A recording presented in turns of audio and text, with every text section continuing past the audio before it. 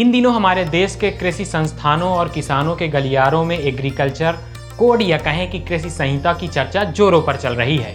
किसानों के मन में बहुत से सवाल भी उठ रहे हैं कि नेशनल एग्रीकल्चर कोड या कहें कि राष्ट्रीय कृषि संहिता क्या है, किसानों के लिए ये कैसे काम करेगी और किसानों को इससे क्या लाभ होने वाला है। और सबसे बड़ा सवाल ये है कि क्या 15 कृषि जलवायु में विभाजित भारत जैसे देश में इस कोड को अमल कर पाना मुमकिन है। नमस्कार, मेरा नाम है सर्वेश बुंदेली और आप देख रहे हैं कृषि की बात। इस शो में हम इन्हीं सब पहलुओं पर चर्चा करेंगे और समझने की कोशिश करेंगे। हाल ही में केंद्र सरकार ने एग्रीकल्चर कोड या कहें कि कृषि संहिता लाने का ऐलान किया है। इसी के चलते ब्यूरो ऑफ इंडियन स्टैंडर्ड या कहें कि भारतीय मानक ब्यूरो ने 27 सितंबर 2024 को राष्ट्रीय कृषि संहिता पर कार्यशाला का आयोजन किया था। प्रेस इंफॉर्मेशन ब्यूरो की प्रेस रिलीज से मिली जानकारी के अनुसार कृषि क्षेत्र की अहमियत, संसाधनों और नई तकनीकों के बेहतर उपयोग को समझते हुए ब्यूरो ने NAC बनाने का प्रस्ताव रखा है।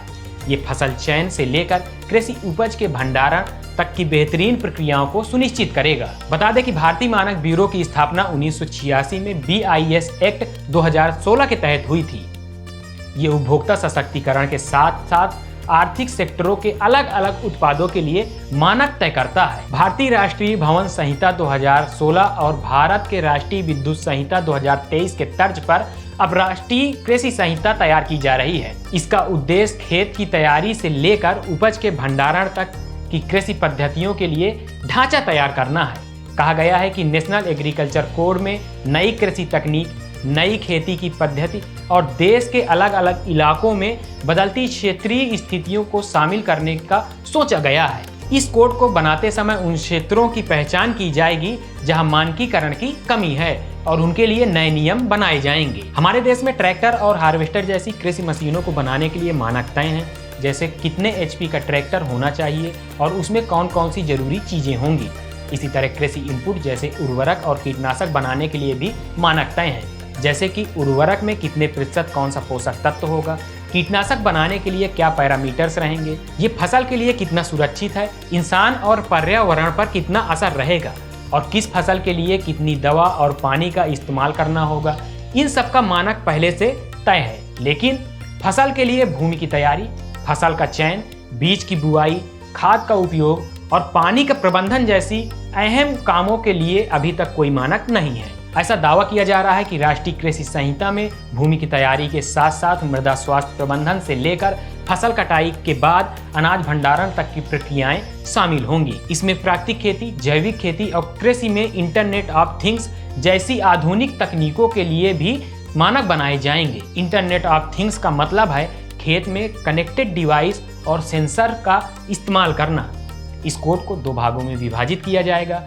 पहले भाग में सभी फसलों पर लागू होने वाले सामान्य सिद्धांतों की रूपरेखा शामिल होगी।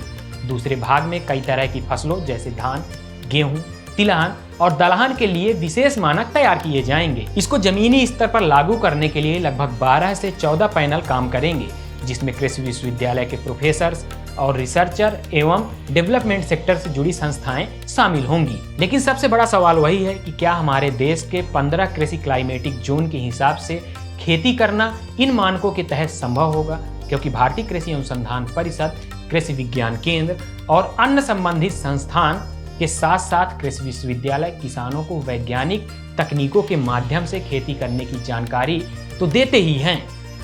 इसमें वो ये जानकारी देते हैं कि किस फसल के लिए किस तरह की भूमि का चयन करना चाहिए, कितने क्षेत्र के लिए कितने बीज, खाद और पानी की आवश्यकता है और किस कीट या रोग के होने पर कौन सा कीटनाशक इस्तेमाल करना होगा। लोगों के मन में कई सवाल हैं कि इस राष्ट्रीय कृषि संहिता की जरूरत क्यों पड़ी, क्या इसके जरिए जमीनी स्तर पर वैज्ञानिक तरीके से खेती करना आसान हो जाएगा।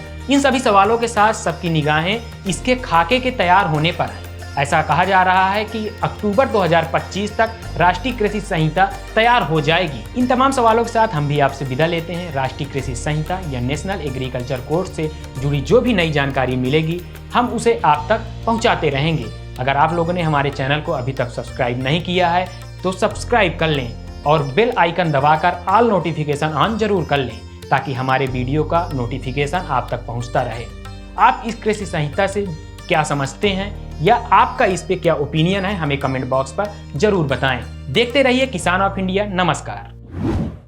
किसान ऑफ इंडिया के YouTube चैनल को सब्सक्राइब करने के लिए नीचे दिया हुआ सब्सक्राइब बटन दबाएं और किसान ऑफ इंडिया से जुड़े सभी अपडेट्स को पाने के लिए बेल आइकन दबाना ना भूलें। जो है आपके आसपास, आपके शहर का खास, वो दिखाएगा आपको DNN 24, आपका अपना डिजिटल न्यूज नेटवर्क। तो फिर कीजिए लाइक, सब्सक्राइब और फॉलो।